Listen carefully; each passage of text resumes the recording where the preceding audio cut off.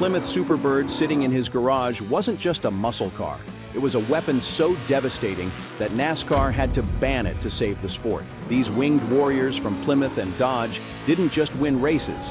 They obliterated the competition so completely that within 2 years, rule changes killed them forever. But here's the shocking truth. The street cars you could buy at any dealer were actually faster and more advanced than most of the race cars they replaced. By 1969, NASCAR had a Ford problem.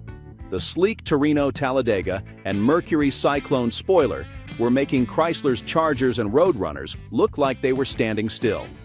Ford had figured out what Chrysler hadn't. Aerodynamics mattered as much as horsepower when you were running 190 miles per hour. Chrysler's response was desperate and brilliant. Instead of just building faster engines, they called in their missile division engineers, the same people who'd been working on rockets for the space program. If Ford wanted an aerodynamic war, Chrysler would give them technology that was literally out of this world. The first salvo was the 1969 Dodge Charger Daytona. With its pointed nose cone and massive rear wing, it looked like something that belonged on a launch pad, not a racetrack. But when Buddy Baker hit 200 miles per hour at Talladega, the first stock car to break that barrier, everyone realized this wasn't just styling.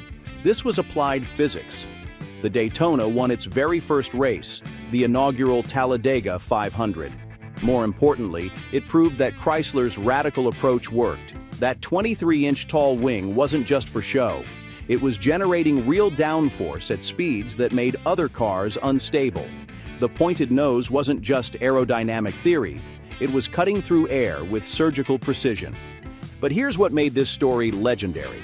To race these cars in NASCAR, Chrysler had to build street versions and sell them to the public. The homologation rule meant that if you wanted your radical race car on the track, regular people had to be able to buy it at the dealership.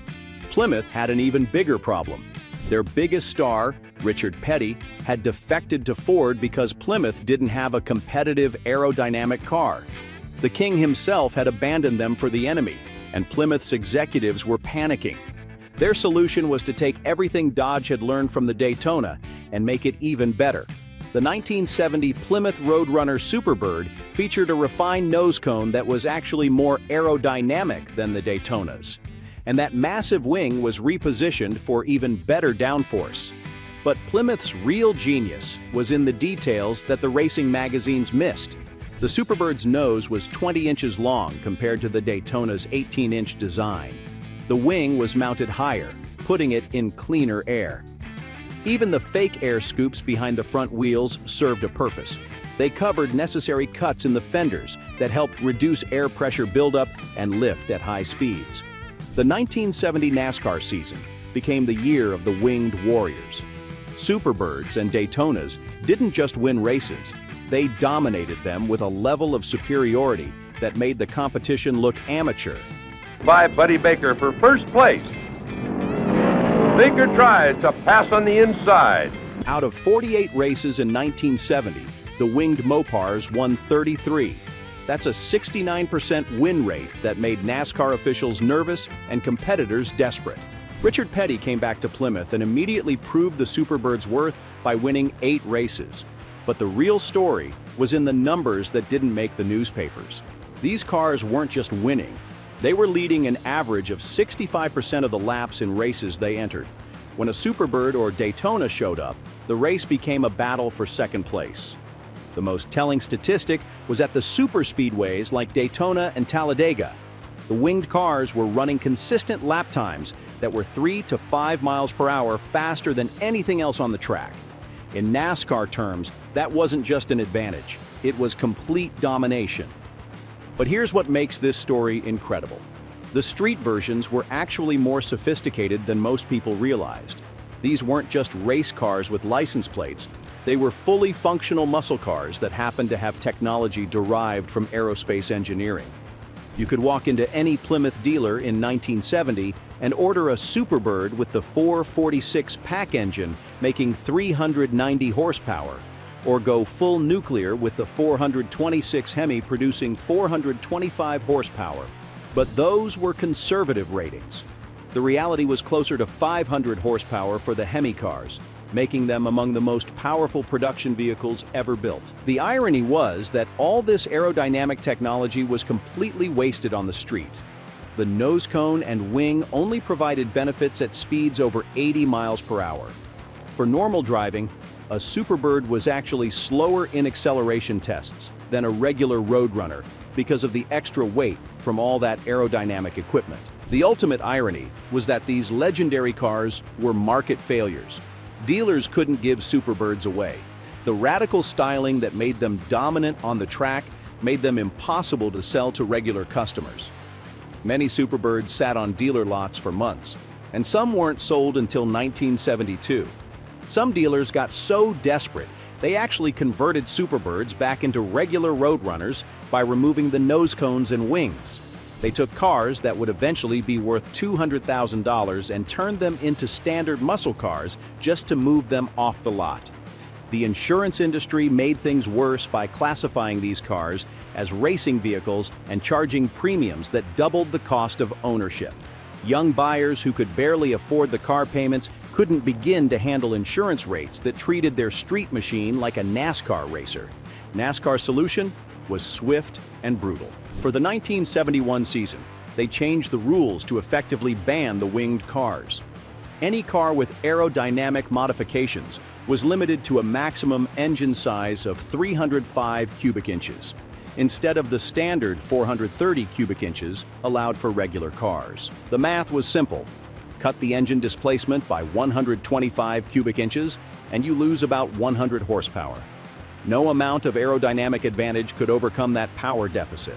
Bill France and NASCAR officials had decided that the winged cars were too fast for safety and too dominant for competitive racing. The rule changes were specifically targeted. Cars with wings, nose cones, or other aerodynamic modifications faced the engine restriction. Standard body cars could continue using big blocks. It was NASCAR's way of saying, go back to normal cars or find another sport. The 1970 season marked the end of the winged warriors. Chrysler looked at the new rules and did the math. Why spend millions developing 305 cubic inch engines for cars that would be hopelessly outpowered by conventional vehicles running 430 cubic inch motors? They pulled the plug on the entire aero program. Plymouth built exactly 1,920 Superbirds, enough to satisfy NASCAR's homologation requirements and no more. Dodge had produced just 503 Daytonas the year before. Combined, fewer than 2,500 of these cars were ever built, making them among the rarest muscle cars in automotive history. The Winged Warriors had lasted just 2 seasons, but they'd fundamentally changed NASCAR forever.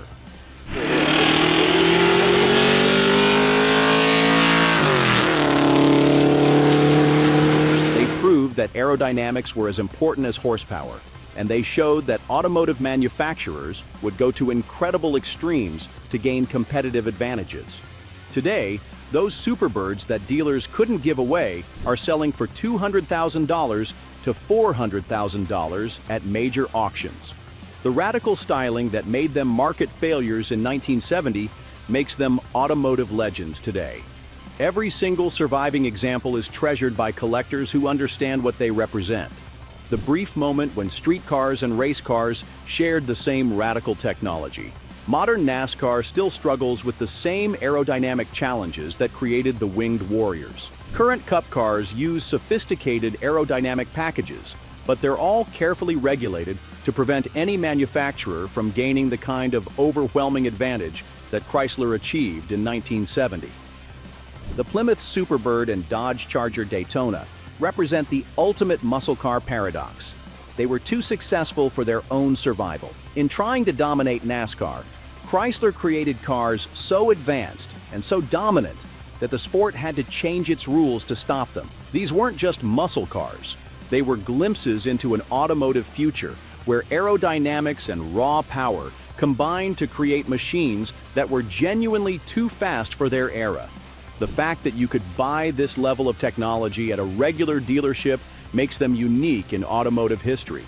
For 2 brief seasons, the fastest cars on American racetracks were the same basic machines sitting in suburban driveways. That's a level of connection between street and strip that we'll never see again. And it's exactly why these winged warriors remain legends more than 50 years after NASCAR banned them for being too good at what they were designed to do. What other banned technologies in muscle car history changed everything before they were outlawed? Share your thoughts in the comments below and subscribe for more stories about the cars that pushed boundaries so far that the authorities had to step in to stop them.